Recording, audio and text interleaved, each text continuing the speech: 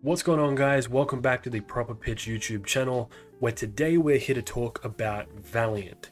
For anyone who doesn't know, Valiant is one of the leading comic book publishers and are easily my favorites outside of the big two, Marvel and DC. Several years ago, DMG bought the company with plans to turn it into a media empire with its own cinematic universe.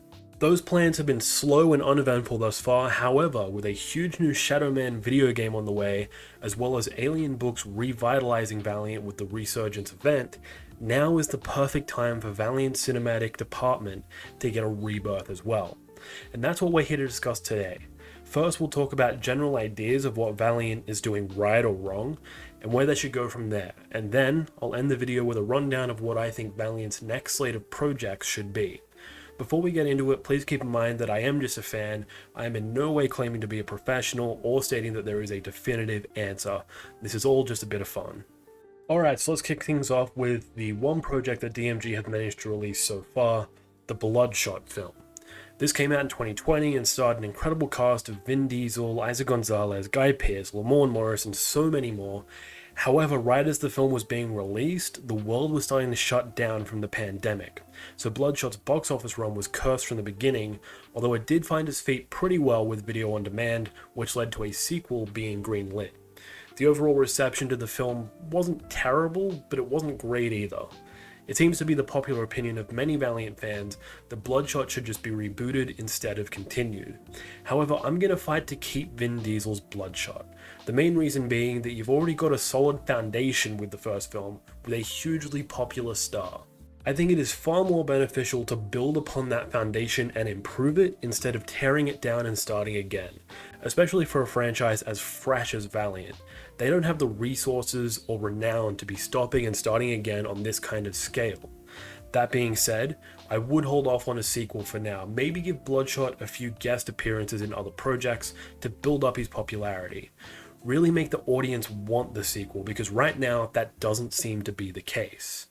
One obvious place that you could fit Bloodshot in is the Harbinger Wars crossover, which we'll get to in just a second, but first, we have to talk about Harbinger.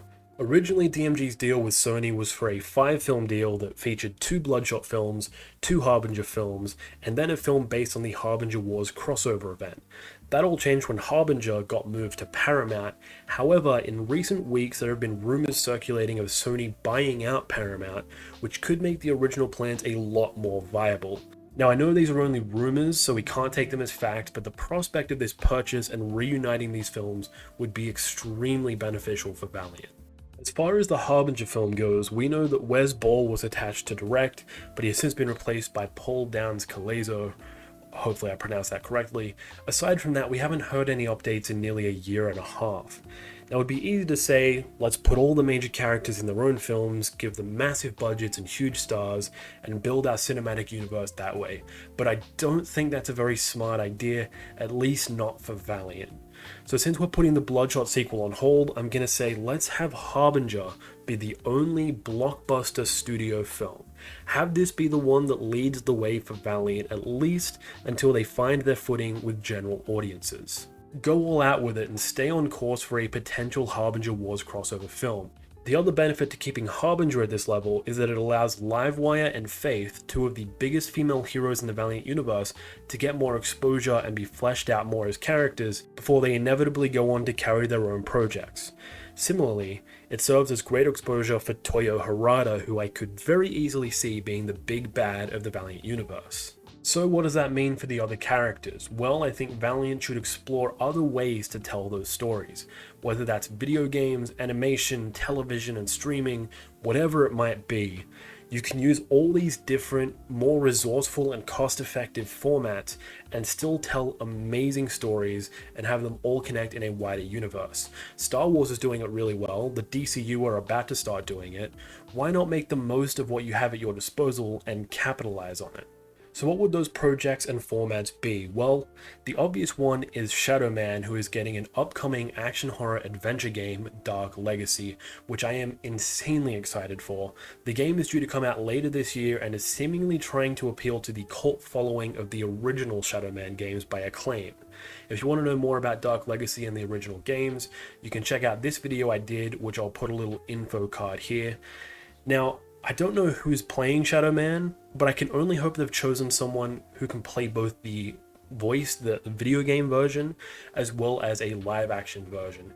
That's how I think this universe should be built. Cast actors who can play their roles across all forms of media.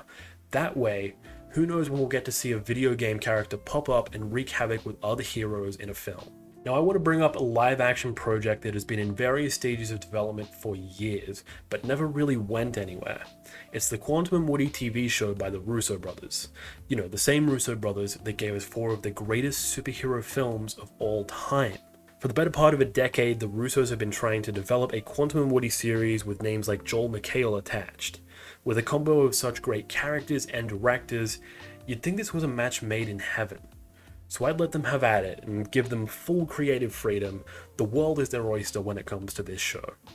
There's one other iconic Valiant duo that I think should get a project, even if their style does clash with Quantum and Woody a little bit, but that's Archer and Armstrong. I think this is where Valiant should dip into animation. Give us a violent, outlandish comedy with Archer and Armstrong going on crazy adventures to combat the sect. This is also where you could introduce characters like Eternal Warrior, Ivar Time Walker, or Warmonger. Make the most of the stories you're telling instead of telling an unnecessary amount of projects and ending up with quantity over quality. That is where the benefit comes in of having other heroes appear as supporting characters. The final project I would add for the initial slate is a low-budget live-action film. Now you may be thinking, why would you make a film if you're not going to put a lot of money into it? Well, as evident by studios like A24, money isn't everything. You can still tell some amazing creative stories that are more artistic or experimental as opposed to big blockbusters. And in fact, A24 is the studio that I'd get to make this film. So what is that film? Ninjak.